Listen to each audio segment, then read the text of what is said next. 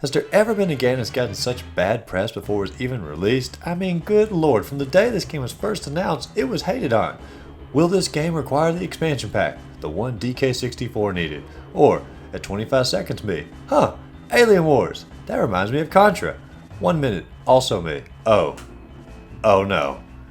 Granted, that last one's pretty hilarious. But if you look at the comments, my gosh, they rampaged through this game. And this was just simply from the trailer. When I first saw the trailer, I was actually pretty excited, because why wouldn't I want a new Contra game? I love Contra back on the NES, the SNES, even on the Genesis. Now, I'll admit I hadn't played any of the Contra games really since the Genesis, because I didn't have any of the systems at the time, but when this one was announced, I figured it was finally time to get back into the series. Sure, the graphics didn't look the best, but I figured if the gameplay was solid, this could be easily overlooked. After all, this is Contra. Well, September 24th rolled around, and I got my own copy of Contra Rogue Corps for Nintendo Switch in the mail, and I decided to give it a go on my own. Now, the first thing I noticed is I thought something was wrong with my sound. The narrator of the game constantly sounds like it's in just radio static, which is fine for a radio over chat like part of the game, but this is literally just telling us the story for the game, and it's constantly being staticked out. I mean, just listen to this. But there's one thing you can say about us humans. But that wasn't even my least favorite part of the intro. The whole art style, the nonchalant storytelling for the game, it gets the tone of Contra completely wrong. To me, Contra was always about being in an action sci-fi movie with this gritty seriousness about it. But now we have this. Once the game finally gets into it a little bit, you can truly see that the company did absolutely nothing with the graphical complaints from the trailer. The game looks exactly like something you see on the PlayStation 2 or the Xbox or the GameCube. Now, this isn't a huge deal to me personally because I play a lot of retro games, but it does make you sort of annoyed to know that you just paid $40 for a game that has the exact same graphical qualities of a $10 or less retro game. The first bit of the game is just simply the tutorial, and it sets you up for how the controls are going to work. The controls aren't terrible in and of themselves. They basically control like games like Dead Nation or Alien Nation, where you use the left analog stick to move, and you use the right analog stick to aim, and your trigger buttons to shoot. The annoying part though comes in that the enemies have these enormous health bars, and you can only shoot so much before your weapon starts to overheat. You can get these skill shots if you want to use those, but once again, you can only shoot so long before they overheat, and they take even longer to cool down, preventing you from wanting to use them at all. It also shows in the tutorial that you get these finishing moves, which honestly, these finishing moves, they just make you cringe on how corny or how lame they are. But the tutorial just really sets up exactly how the game is played, and it's a pretty simple game on how to play it in and of itself. When you finish the tutorial though, you get to meet the rest of the playable team. There's Miss Carey, and she has this alien in her stomach that she can stab with her sword for special powers, and yes, I am fully aware of how stupid that sounds, but I guess the developers were not. The Gentleman's your next character, and he's this friendly alien with a polite British accent. Ah, that's how you know he's a gentleman.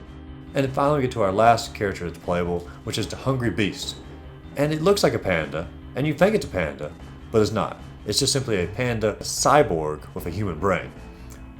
Because why not in this game? We're at that level now. But when the tutorial's over, we get this corny cartoon action comedy that once again just totally misses the whole tone of Contra in and of itself. After you finish the tutorial, you finally get to go to your base. Now at the base, you can buy these weapon upgrades, which is fine. That's ordinary for a game like Contra. That's nothing special. But then you get these things called surgery upgrades, which just sounds disgusting because it is disgusting. Because you can get these new transplants. You don't like your skeletal system? Hey, let's get a new skeleton. You don't like your organs? Hey, let's get some new organs. You don't like your eyes? Let's get some new eyes with all these transplants. But where I draw the line is where you can get a transplant of a new brain into your body.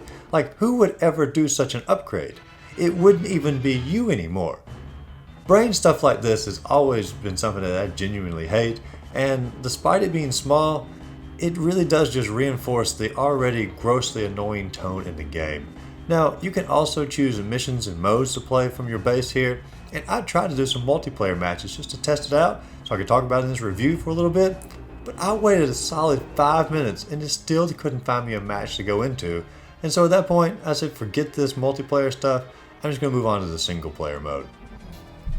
Now, before you get into single player mode, you do have to choose one of the 4 main characters in order to play the game, and I went through all 4 of them just sort of see how they played, and they pretty much all play exactly the same. They just have different weapons and different special moves. But none of the special moves look really cool in the game.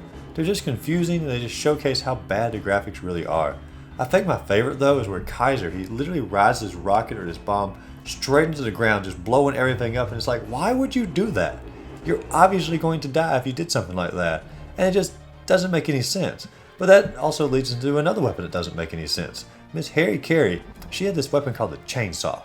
Now I was really excited, I had super high expectations, because I was expecting to see, just mowing down enemies, cutting them straight in half and all of this, and instead we get this large rectangle that just sticks out in front of you and just sort of whacks enemies back and forth, not sawing anyone in half.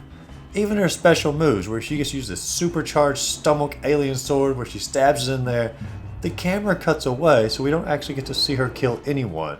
And then when it shows the remainder of it, it's just a little fake blood squirting out that doesn't even look good at that point.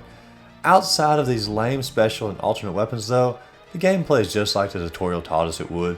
You have these basic controls, and you have these super health enemies and these weak weapons that overheat as you go. You can earn weapon upgrades to make this less noticeable, but the game is way too slow at the start. To make it seem even slower though, the level designs are all exactly the same. There's no variety to them at all. Once you get into the level, it's pretty much just going through the same thing for the next 30 minutes, and boredom begins to set in really fast with this.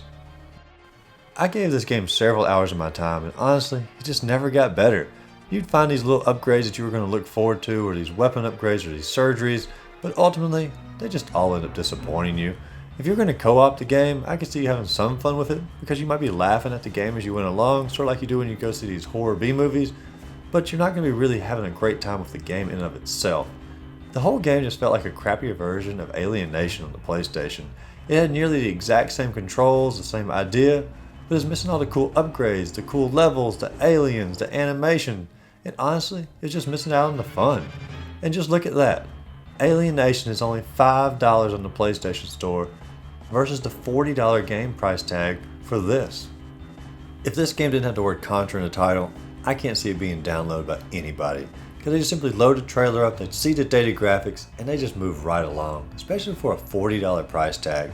If they did download it, they'd probably give it pretty quickly after that, just simply because of the lackluster gameplay.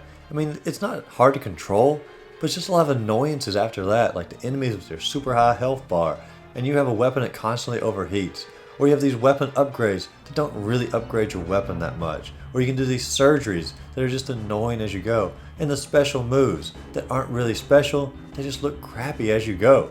The title alone is what's making people play this game for any length of time, and just having them continually hoping as they play that it's going to get better, just to be disappointed.